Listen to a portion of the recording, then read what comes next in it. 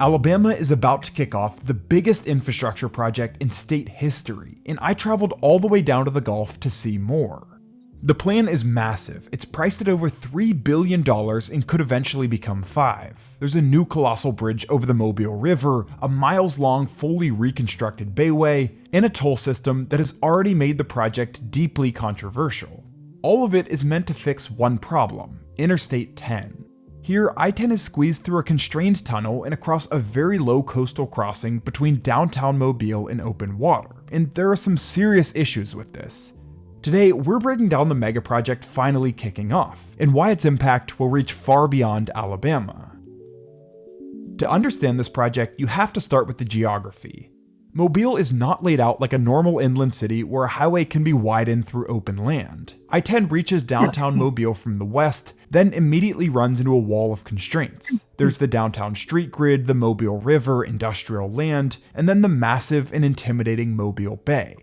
As it stands today, to get across the Mobile River, you take the George Wallace Tunnel. This pops up briefly on Blakely Island before turning into the Jubilee Parkway, a pair of concrete viaduct bridges that carry the interstate 7.5 miles across the bay to the Spanish Fort area. But there's a huge problem with this. Well, actually, there's several. The first is the tunnel. It was built for a different traffic era, and today it carries far more vehicles than it was designed to handle. Instead of a modern interstate corridor with wide shoulders and enough lanes to absorb daily demand, the westbound and eastbound tunnels are consistently congested with slowdowns that propagate back into the city or to the bay. And on top of that, hazmat trucks are prohibited from using the tunnels, which forces hundreds of trucks each day to detour through Mobile's central business district. So how do you fix that? This takes us to the engineering centerpiece of the project, the new Mobile River Bridge. This will be a 6-lane, cable-stayed bridge rising high above the navigation channel, and that clearance is important because Mobile is a port city. Ships, barges, cruise vessels, and industrial marine traffic all move through this area, so the bridge can't sit low to the water, which was one of the main reasons that a tunnel was used in the first place. The main bridge structure would stretch about 2,575 feet across the river corridor, with at least 215 feet of vertical clearance. This would be the second highest bridge deck in the US over a navigable waterway, behind only the Golden Gate Bridge. To put that in perspective, it would dwarf Mobile's existing Cochrane-Africatown Bridge, which has a main span of about 781 feet and 140 feet of clearance.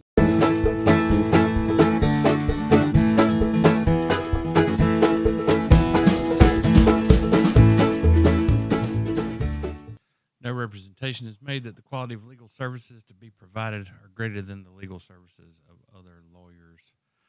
I'm Harry Steele. I'm a retired attorney down in Baldwin County, Alabama. I'm joined today by my co-host, Brandon Mosley, reporter and content manager at the Alabama Gazette. How are you, Brandon?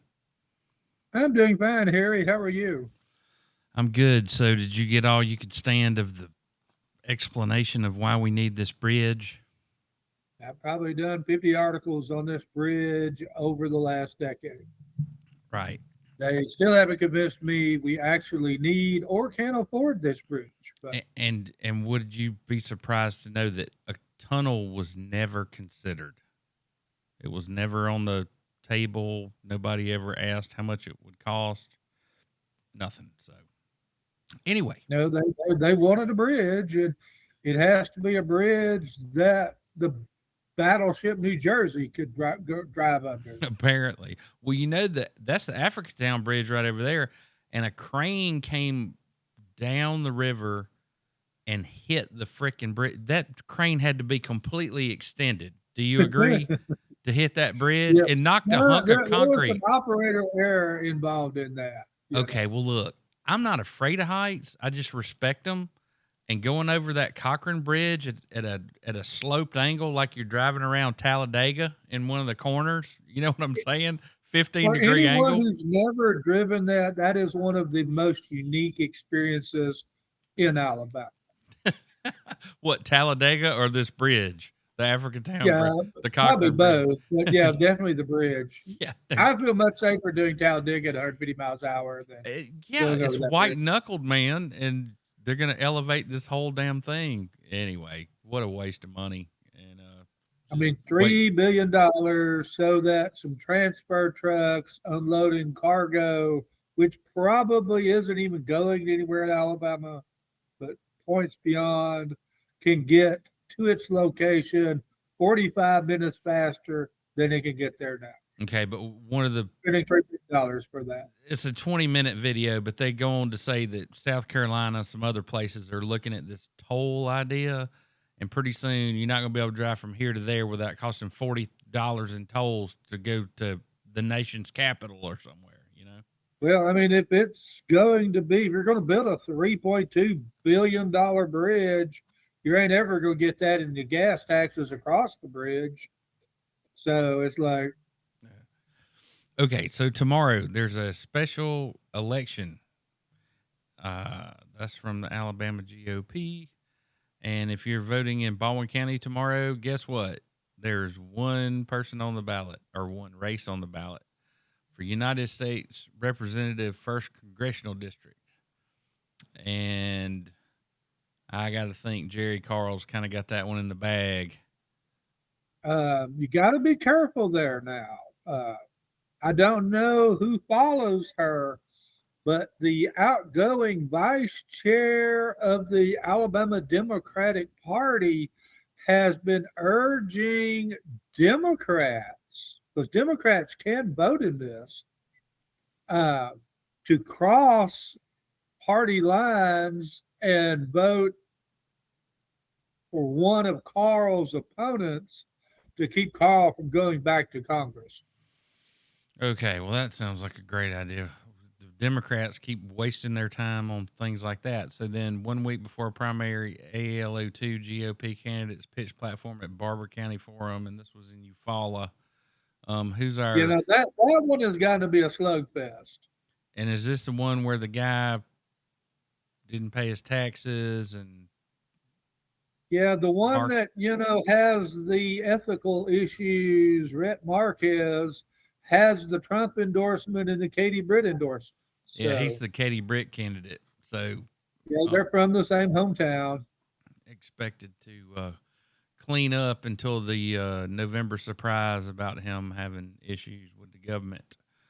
Yeah, you can pretty much bet Shamari Figure is going to make an issue of his taxes and his questionable PPP loans. You know, I mean, I understand not paying your taxes, but when you're taking the withholdings of all your employees and keeping that money, we're crossing into felony land. So the AL6 is Gary Palmer. He's been in there for 20-something years, and he's facing some fresh-faced kid that ain't got a prayer. Let's move on. 4 Democrats. I really like Case Dixon, but he's kind of an isolationist on the foreign policy. I think money and experience and, you know, being the Trump endorsed candidate is going to take Gary Palmer over the top. And having CIA guys on his staff, that helps. 4 Democrats vie for Central Alabama. That's actually Mike Rogers. Oh, I'm sorry, Mike Rogers.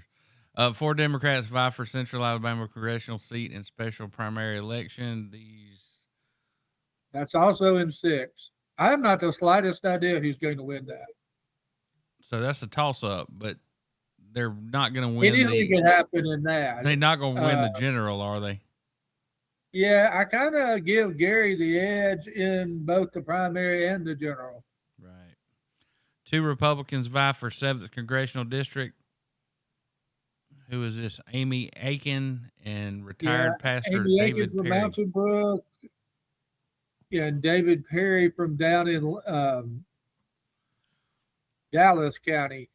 David Perry is actually from the district and has some grassroots support. Amy Aiken has money. Yeah, she looks like she. I don't think either one of them can be Terry rose Sewell, petals and baby blood. It's hard to look that good. I have no idea who wins this tomorrow. All right, so the race just got real. Is Tubberville in trouble against Doug Jones? Of course, that's from the left. Here's what I can tell you. So this is Escambia County, Florida, right across the line here from Baldwin County. And just this week, last week, the Escambia County Commission blocked large data centers in unincorporated areas. Yeah. If it was me, we have 20 data centers. There's probably another 37 in various stages of construction. I think it's past time for a moratorium. I mean, 80% of Alabamians polled are opposed to data centers. Okay. Well, everybody at they this may be the greatest thing since sliced bread, but if 80% of Alabamians are opposed to something, I would let the 80% of Alabamians have their way if I was an elected official. Okay. Well, down here in Point Clear, the Business Council of Alabama had their wing ding at the Grand Hotel. Tubberville's here saying again, tax relief, technology, recruitment, and of course, we're going to DOGE the Alabama legislature, right? Yeah, that doesn't. You remember the DOGE thing, right? I mean, I'm pretty familiar with the separation of powers in Alabama. If you think Congress has too much power, you ain't seen the Alabama legislature. Right. You know, they control the budget. They really don't need the governor's signature to pass the budget.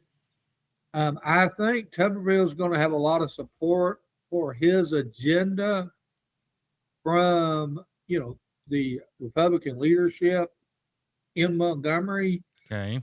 But I mean, as far as some sort of massive change, yeah, I can't see that really coming from Montgomery unless we get into tight budgets. Okay, we haven't had but a long time. follow me here. You're a Republican. You're talking about coming in and cutting all the waste, and the party control of Alabama state government. Alabama has a Republican trifecta and a Republican triplex. The Republican Party controls the office of governor, secretary of state, attorney general, and both chambers of the legislature. Okay, so now Pappy O'Daniels, you the incumbent. See, you can't have no reform when you're the incumbent. Well, now there's two issues here. Can you dork with the legislature's budget a lot? No. But the governor and his people he appoints to these cabinet positions can go in there and they can move, they can't decrease the amount of money that Aaliyah gets, but they can darn well decide, more so than even Congress can, decide where the money goes. All they do in the Alabama legislature is say, Aaliyah, you get this amount. This program gets this amount. The archives get this amount. There's a lot of waste in those state programs, and I believe Tubberville and his, Alabama Golden Age team are going to get rid of a lot of waste. Now, it doesn't decrease the size of those programs, those departments without the legislature's backing. The big problem we've had in the general fund budget is that Medicaid and the prisons keep taking a bigger and bigger and bigger portion of the general fund budget. And a lot of those other state agencies have already suffered, even during good economic times, in order to keep throwing more and more money at Alabama Medicaid and at the prisons. Okay. This is a mess of our own making, and going after your own party when you've had control for 16 years, it's almost like loser Matt Simpson telling us all what we need to be doing down here at the innovation. I guess he's bucking for a new job. Maybe the Innovate Alabama will hire him. The governor will be appointing a whole bunch of cabinet positions. If I was Matt Simpson, I would make a contribution to the Elect Tubberville campaign. So this is what I was talking about. The Rhett Marquez faces scrutiny over liberal donor ties and tax records. Yeah, that's a nice hit piece right there, Christopher. I liked it. Yeah, Christopher's really, unloading on poor Rhett Marquez. Well, he could be having a worse time than this guy. So, former gubernatorial candidate over in Florida, gets pulled over in Daphne, got a bunch of crack pipes in the car. He bonds out. He comes back to his court date. He pops positive for meth. So they stick him back in the jail.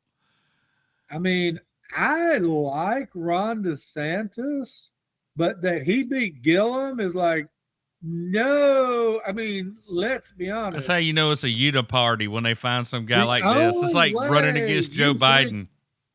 The only way you think, Mr. Gillum could be your governor, you would need to be smoking crack yourself, because that, probably one of the least qualified people ever to run for governor anywhere. I mean, we had Yolanda Flowers in Alabama. But at least he sells his drugs outside of Florida. He only sells drugs in Alabama. That's a true Floridian right there. I mean, your gubernatorial candidate is a drug dealer. Let us think about this. It's like, I mean, I'm not a Florida Democrat. I kind of think they could have vetted that a little bit better. Hey, didn't our head of the Republican Party in Huntsville just murder his gay lover by impaling him in the rectum? That was a young Republican. Yeah, that was okay. Kyle Luder. Let's not talk about vetting people. I actually liked Kyle Luder, even though he was gay and thought he was a cool dude. As a murderer. Yeah, then he savagely murdered his boyfriend, and I mean, you just never know, do you, Brandon? Yeah, I mean, Brandon's judge of character there was obviously lacking. Okay, so the Geneva County Circuit Clerk is arrested for allegedly using office for personal gain. Did you write this article? Can you tell me what the personal gain was? That's actually an Alabama Attorney General's office based story. They're alleging that $90,000 of circuit court money found its way into the circuit clerk's pocket. Okay, well, I mean, everyone is assumed to be innocent until proven guilty beyond, how is this any different than Lauderdale County? He's in trouble at the moment. I got audits from 2015 and 2016 saying there's $300,000 evaporated, and they just decided not to investigate. She switched to the Republican Party, and all was forgiven. Maybe somebody should call Geneva County. Unfortunately for Ms. Powell, that didn't happen with her. It's like, no. And Geneva County has no towns. Did you know? I was looking at that. Yeah, it's like, Geneva County. In Jefferson County, the probate judge woman, Mrs. Blanchard, misspent like $1.2 million allegedly. Geneva County, I don't know that you can hide $90,000 in Geneva County probate judge business. All 25,000 people that live there. It's one of the more sparsely populated places in the state. I mean, Geneva County Circuit Clerk has to be like a dream gig. You open the place up, you have an assistant, you sit in your office until somebody with some cool business wanders in at 10. I didn't know there was enough money there to embezzle $90,000. Allegedly. Okay, so this GOP State Executive Committee approves closed primary platform additions, passes resolution at 2026 summer meeting. You were there, right? In Hoover? I was there. And Miss Tabitha Eisner, the former vice chair of the Alabama Democratic Party, was mentioned a bunch there because of her public calling for Democrats to vote in our special Republican primaries in districts 1, 2, 6, and 7. And so the Republican Senate killed closed primaries this last time. Right. That legislation's probably going to be introduced on the first day of this next session. Probably something more strict, especially if we think people actually attempt this and try to steal the election tomorrow. Okay, well, let's hope they don't steal another election by crossing party lines like we've been doing for 100 years. And Democrats could do by this is by putting a lesser qualified person in there as their Republican nominee. As if that was possible. So, I went to this meeting back in July, and it was the Road and Bridge Commissioners meeting about our connectivity plan, intersection improvement plans, and essentially all this was going to get rolled into the comprehensive plan. There's kind of, how this thing went. And then you see a group of farmers, mayors, and future county commissioners spoke out Thursday, August 6th against the new Baldwin County master plan that provided zoning and development guidelines for one of the nation's fastest growing areas. So the funny thing is back in 2010, we had a comprehensive plan that had, corridors to be left over for drainage, and those would also be wildlife corridors and things, so we don't go in and, make little islands here and there for wildlife. Essentially, if you got a black bear and he's roaming 300 miles and you put up barbed wire fence and cut everything down and put a bunch of solar panels up, he's probably going to change his range and not come back here. Not that that's a major concern in Baldwin County, but I'm just giving you an example. Deer, whatever, what have you. There are more black bears who den and have cubs in Baldwin County than in any of the other 67 counties. That's right. It's primarily Baldwin and DeKalb counties where our mother bears live. Now, we've had one wandering around Highway 119 in Shelby County here recently, but the bears live in Baldwin, and apparently we decided to move 200,000 people in a bear country. Okay, so one of the greatest moments of my life. So this article came out, right? 1819, you know how they play stuff for them. Yeah. So guess who shared it and says, we need to slow down. Development's out of control. Only took him 6 years to catch up with me, huh? After he took all the developers' money, he's on the other side. Well, I mean, pathetic. As a state, we've really benefited from development in Baldwin and Madison, spilling over into limestone counties. We probably would have lost a congressman without all the subdivisions that y'all in Madison took on, over the last 10 years. Maybe coulda. So another out of touch politician. You know who this guy is? That's Stephen Reed. That's old Joe Reed's boy. Yeah, Joe Reed had a bad weekend at Democrat Party. Oh goodness! So Montgomery mayor says, "Yeah, there's no reason we can't keep Jackson Hospital open. Everybody wants to go to work there. It's like Mogadishu. What the hell?" Anyway, if you want to go watch that, that's on Alabama Politics this week.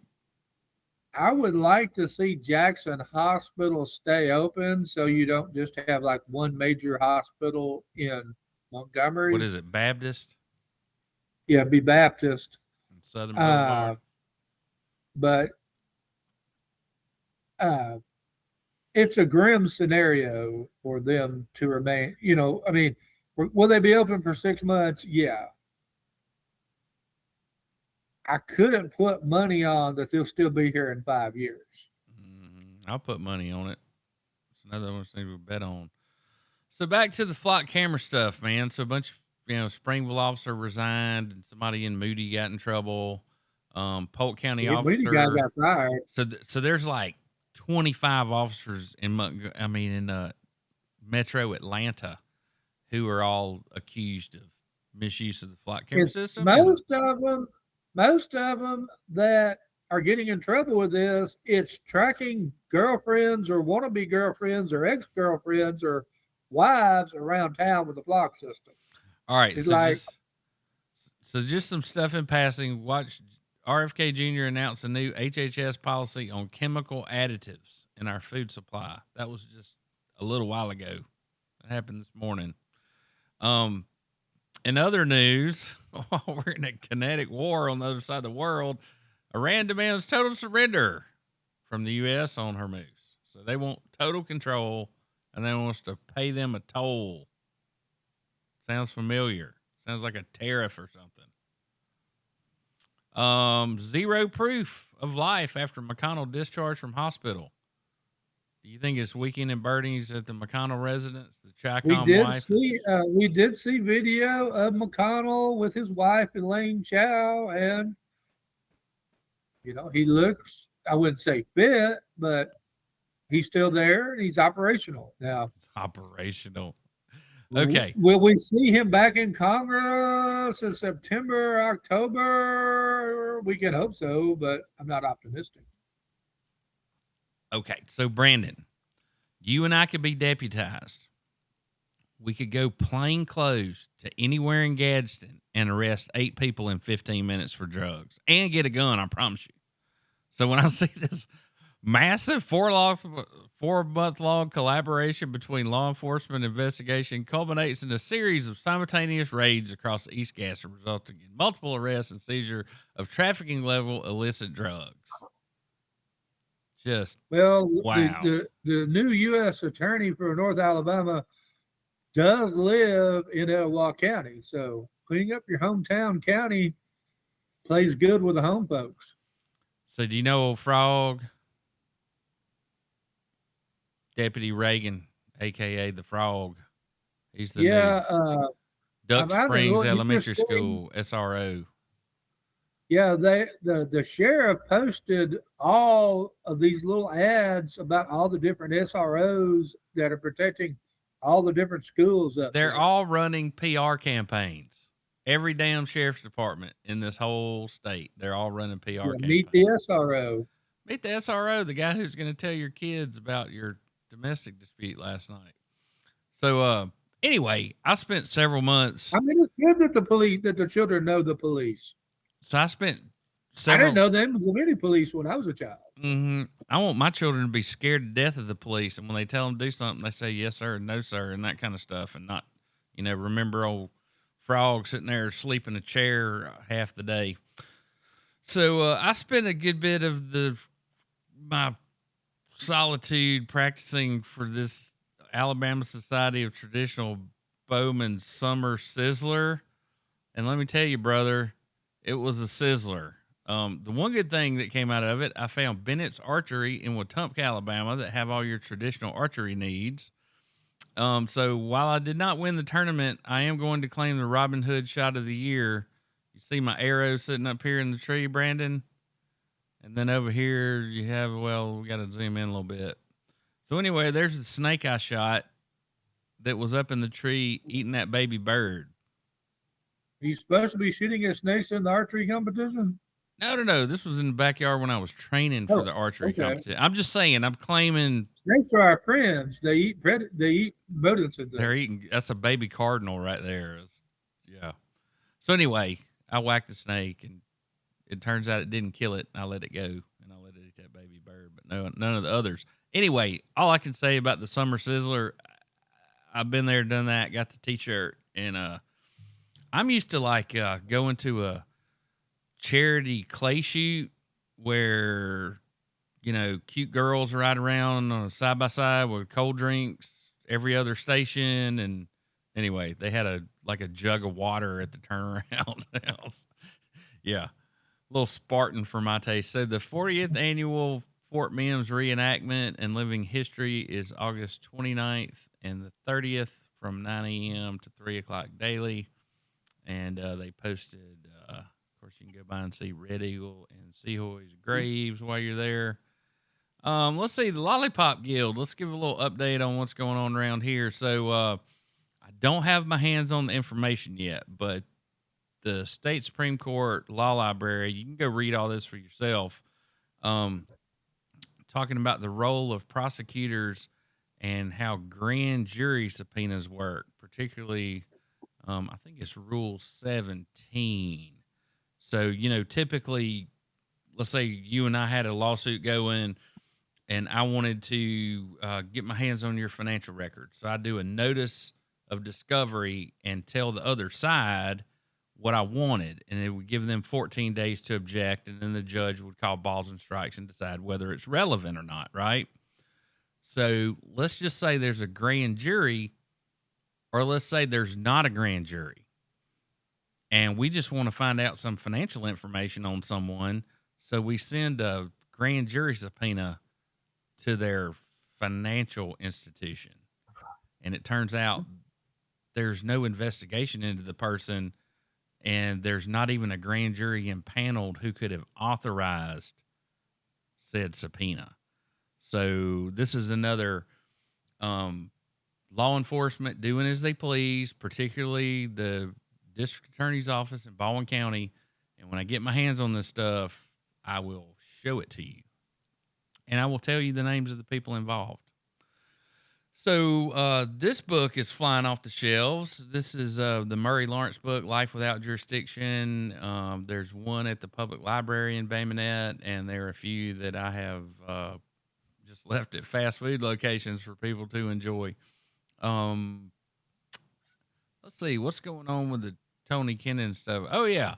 So, we talked about the state. Didn't one of the city councilmen just resign down there? He did.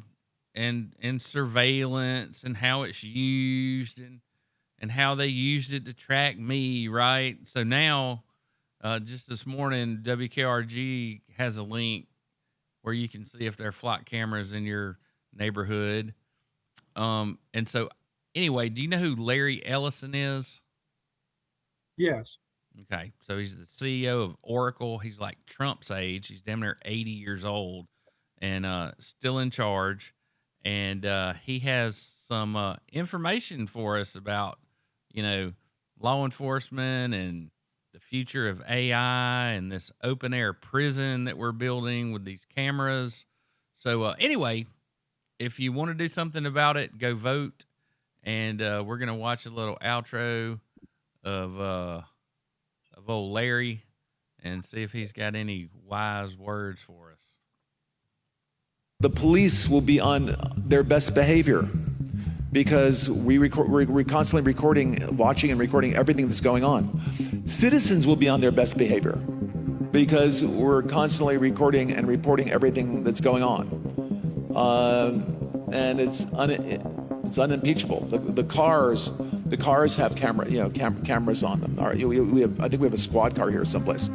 But those kind of applications using AI, if we can use AI, and we're using AI to monitor the video, and if there's a problem, AI will report the problem and report it to the appropriate person, whether it's the sheriff or the chief or whomever we need to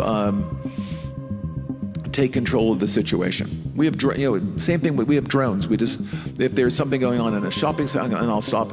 A drone goes out there, get there way faster than a police car. There's no reason for, by the way, high-speed chases. You shouldn't have high-speed chases between cars. You just have a drone follow the car. I mean, it's very, very simple. And the new generation of autonomous drone.